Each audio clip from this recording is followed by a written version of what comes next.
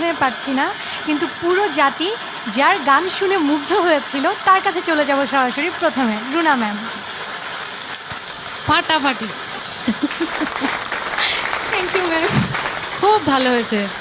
খালি ওই কাজটা যদি আরেকটু